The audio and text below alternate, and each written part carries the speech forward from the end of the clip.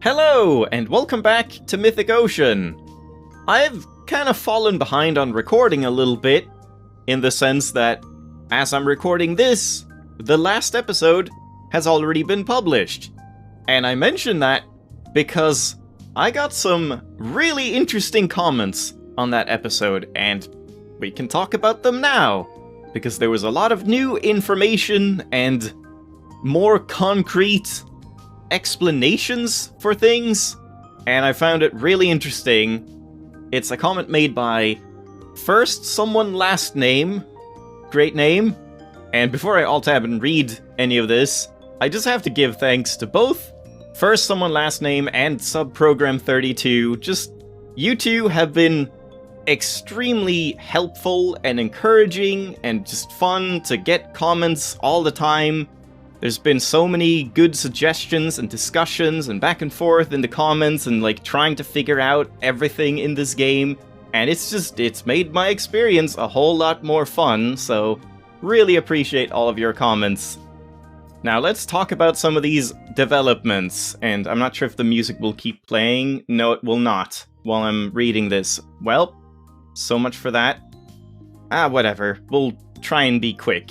So, First Someone Last Name dug into the save files a little bit, and I did the same afterwards and can basically confirm most of the stuff. I'm not sure exactly how some of the stuff was discovered, but there's definitely some, like, titles and stuff that you can see by just opening the save file in the text editor, but I bet you would need, like, a hex editor or a something to really see more accurate information. I have no idea.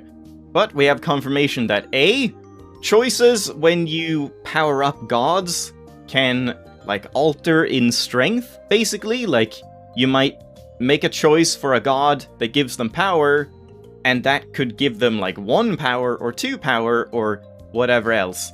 For instance, Gnosis, when you give him the 4 pages to free the people from the breach, that actually does give him power. I wasn't too sure about that. And then when you give him like 2 pages and 3 pages, he gets 1 extra power. When you give him 4 pages, he gets 2 power. And then the last 5 pages gives him 6 power, which is like an outrageous amount compared to most of the stuff in the game, just to basically guarantee that he will be the god once you go that far. So we get some like concrete numbers on that, even though that part was kind of obvious, I suppose. And another thing that I was actually surprised by is that the crown is kinda shit. The crown really doesn't do much. The gold crown only gives 2 power to the god you give it to, while silver is 1, and bronze apparently doesn't alter the power at all. It's maybe just like, if gods are tied, it'll slightly nudge one to be the god, just as a tiebreaker. And yeah, I mean, I guess it kind of makes sense, because Elil does mention the god, the crown doesn't, like, decide the god, it just kind of nudges things a little bit, even the gold version, so it's not as good as I thought it would be. It's not like a guaranteed you give someone the gold crown, they will be the god. Though, this gives me an idea that I'm curious about. If Gold Crown is 2 power, I don't know how much power most of the other gods get by the end. He said that at the end, if you do everything for Gnosis, he gets 12 power, and it's 10 if you don't give him the pages, which still is like more than pretty much all the gods. So I'm wondering, can't you just give Gnosis the initial pages, give him the 2, 3, and 4, and then not give him the final one? Oh no, wait. Then you wouldn't have enough for a crown. I was gonna say, like, if you could somehow get him not all the way, but close enough, and then still have a crown to give him, and then, like, have him overtake one of the other gods to actually get Gnosis to be the creator without having completed the story for him. But I guess it doesn't seem like that's a thing that can happen. Like, I don't know if you can avoid giving power to the other gods. Like, what's the minimum amount of power that anyone can have? Who knows? That's really hard to say. kind of wish there was like some utility to get like direct statistics on that, like in-game. If you had played the game once or twice, if it showed exactly the value of power and their motivation or polarity or whatever, so you could like exactly know what's happening and what choices do what, that would be super interesting, but I guess that's not really something they want in the game. He also confirmed that Gnosis can step in one of the other endings. He can decide that it's time to strike, and it's just about finding that kind of ending. And yeah, this is sort of what I expected, but we'll see when I get that. Like if you have one god become the creator, like in this example, he says he had the twins make Storm of Despair, but with a low-powered Revelry Amar, Obsession Alethea, and Conservation Lutra, which by the way, those names are actually in the save file, and I saw some other names as well, which is kind of funny. So it says in the save file what they're called. Like Amar gets either Revelry or Responsibility, the twins get Resentment and Compassion, Lutra gets Self-Indulgence and Conservation, and Alethea gets Obsession and Mindfulness. So in that specific configuration he got, Gnosis did end up stealing the show. I assume it just kind of flips over to the Panopticon ending if that happens, but I don't know, that's definitely something I'll want to try out if I can't get it any other way. It's also confirmed that Gnosis only has one polarity, but apparently that wasn't always the case. The devs said on Discord that he was supposed to have an ending called Omnipotence and one Omniscience, and the Omniscience ending got cut. So Gnosis only has one ending now, due to like time constraints and stuff, which is sad. Obviously, it would always be fun to have more stuff in the game, but that's the way it goes, I suppose. And he also confirmed that the gods start with 0 points in their good polarity and 3 points in their bad polarity, which is also sort of what I assumed, because they're all, like, Amar is revelrous or whatever. The twins have resentment, and Lutra has self-indulgence, and Alethea has obsession to begin with. It's only like once you pull them out of that they'll get to the good side, so to speak. And whenever you make a choice, it'll add an equal amount or subtract an equal amount from the other polarity. So like if you give Alethea an obsession point, she'll get +1 obsession but -1 mindfulness. So because it starts out at 3, they can never tie, so you'll always have one of the polarities be the deciding one. That does kind of make me wonder, though, what happens if you start out just gently leaning towards one polarity until, like, their environment changes, and then you flip them over. Does that do anything? I guess it probably doesn't. Like, it probably just gives you that ending. I don't think it, like, matters for the environment and all the creatures and stuff like that. So anyway, that's pretty much all there is, but just... Oh yeah, and also, I looked in the save file and I saw that all of the gods are referred to by not their names, they're referred to by, like, taglines, basically. So, Amar is Otter, the twins are Twins, Alethea is Astronomer, Lutra is Larva, and Gnosis is Eyeball Squid. Very fitting, very fitting. So yeah, I don't know what else you can discern from the save files or how you really do that. I just see a bunch of, like, nulls and weird symbols whenever I read the save file, except for some of these strings here and there that you can make out. But it's really fascinating stuff, so thank you very much for digging into that and sharing all the information. Oh, and he also reminded me that Snap and Frill, the achievement for, like, them becoming friends or whatever, is the anchovy and shrimp in Lutra's place. I, for some reason, just had it in my head that they were, like, the party, life of the party fish, and that I had missed something there. So I haven't. It's just we need Lutra's other polarity, and then I'll get those 2 achievements from the, like, bystanders, and then hopefully we can get the harmony from Rosetta as well. So yeah, there you go. That's all I wanted to comment on that. Just really interesting stuff. And I'd love to know more about the very, like, mechanics of the game. That's sort of why I'm doing all this testing, but it's hard to do just within the game itself. So it's nice to get some specific values and whatnot. But now, where were we? I don't really know. I was doing stuff. How do I play this game again? T, there we go. I couldn't remember how to open the screen.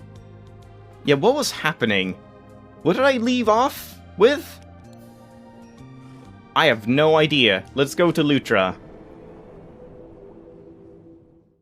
Oh yeah, I just talked to Amar, and Amar was gonna talk to Lutra about how it's important to, like, conserve your food and stuff like that. And we had just hurt Lutra's feelings. So, let's try and get Lutra to understand conservation. That's the main goal. Yeah, has the furry one come to visit you again? Let's do this one first. Nothing. Alright. So this should be new. Yes, Furry One arrived just before. Furry One's words gave this one new thoughts. Words were futures. First future, this one eats plant with better taste fast, gains much energy. But then new plant gone, never arrives again, too much eaten. Second future, this one is new. This one eats new plants slowly, less energy for now, but better taste plant remains, less eaten. This one wants second future. Yeah, there we go. Good. Even though I had to tank some like meter, this is still worth it, I think. Harder, growing will be slower, but future will be better. Good job, Lutra. Finally. Thoughts? I think the furry one did a good job helping you pick the best future. Agreement. I like how there was no choice there. It was just like, you have to do this. Happiness. But this one still worries. Ferns alone? Enough? Maybe this one searches for other new plants outside cave. Maybe something is found that familiar one could not find. So here's the thing. Should I try to keep Lutra reined in as much as possible, or is Lutra just gonna get dislike meter if I say this? I guess I can load if so? I don't think you're ready. Please stay here with the ferns for now. Ooh. Many words. This one will think more. Okay, it didn't immediately have dislike. That's good. That's good. Furry one? Furry one showed this one futures, with words only. This one thinks in new ways because of Furry one. Fondness, happiness. I see. That's nice. Lutra likes Amar. And yeah, that's the same. Alright, cool. Looks like Lutra is on the right track for this run. Oh, what was that? New pages or new creatures somewhere? Whatever. Doesn't really matter. Hold on, let's go back to Rosetta and see if...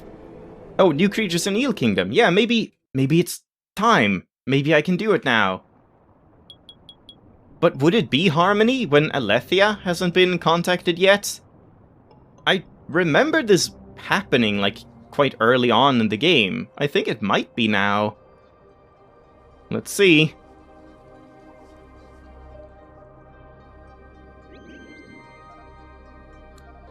They're more attuned to one another now, more harmonious.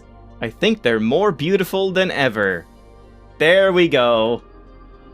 Harmonious melodies. Hear Rosetta's thoughts on the world's pleasant melodies. Perfect. Alright, so that should mean that I basically will complete everything by the end of this episode, or not episode, this sequence, this storyline. Because yeah, this one is just Lutra's other perspective, and then the endings. It's just this one I might not be able to do in this this run. We'll have to see. Cool. All right. That's good. Some good choices and progress. Oh, right, this thing. I forgot. I'm assuming it'll be Amar this time. Yeah, it's Amar.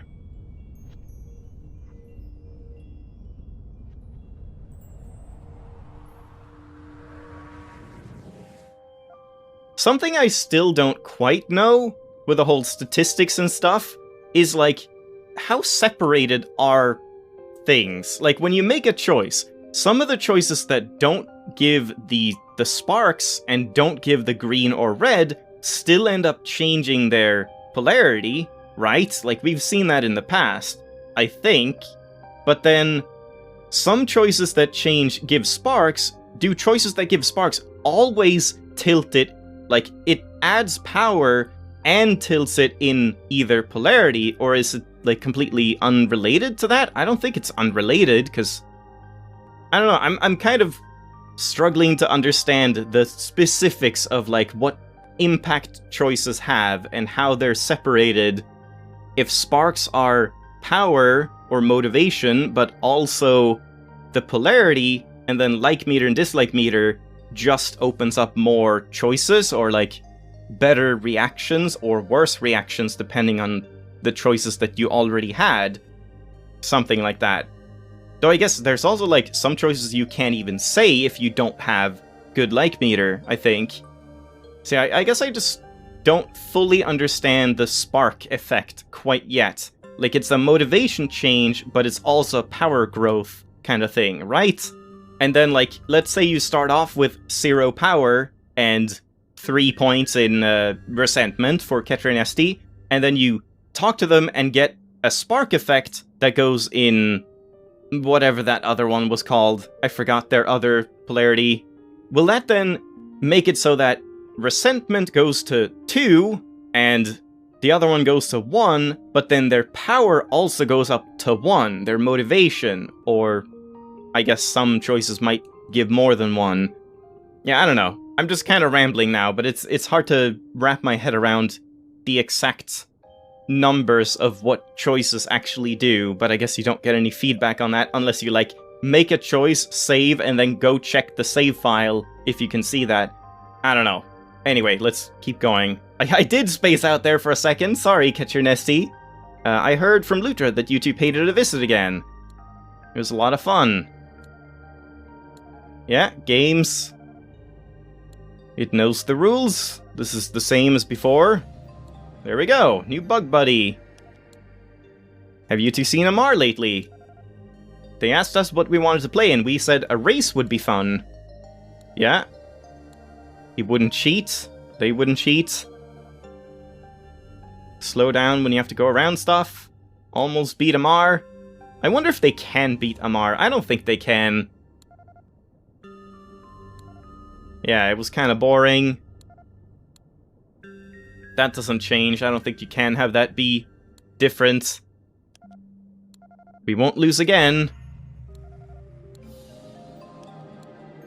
Yeah, that's a lot of good change to Ketcher and Nesty. And now Elil has something to say. Do I care about that right now? I might just wait a little bit with Elil. Oh, right, Alethea time.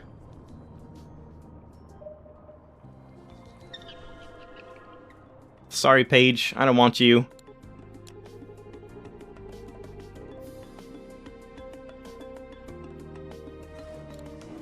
And that's it? That's all Amar had to talk about? Yeah, maybe actually it is better if I... Amar? Where the fuck are you? Oh, over there. Maybe it is better if I just talk to Elil, and then I might end it off there, and then we'll do a... Yeah, nothing here. We'll do Alethea and Onward next time. So kind of a talky episode, not really that much progress, but a lot of good developments at least, and yeah, just really interesting new information gained. Oh yeah, the vision. It's Amar. Of endless revelries. Yeah, someone else might pull ahead. And Amar with Ketcher Nesty. I thought it would be a good lesson for them. And I think I've said this one, so I guess I'll say this? I'm not sure. When I spoke to them afterwards, it seemed like they kind of blew Amar off a bit. Yeah, that's what I'd expect. Maybe Amar was a little too straightforward about it, you know? Sometimes I've read this. And that's it. Yeah. Alright, cool. Well, probably a very short episode if I edit stuff out, but we'll just get back into it fully next time, go to Alethea and try to get her to be compassionate, or, what was it again? I gotta, like, check that again and keep those in mind. I just can't remember the words, and they're kind of useful words to talk about instead of talking about right side, left side polarity, or good versus bad. I mean, good versus bad kind of works, I suppose. But yeah, thank you very much for watching. Thank you again for all the comments, and I'll see you next time. Bye-bye!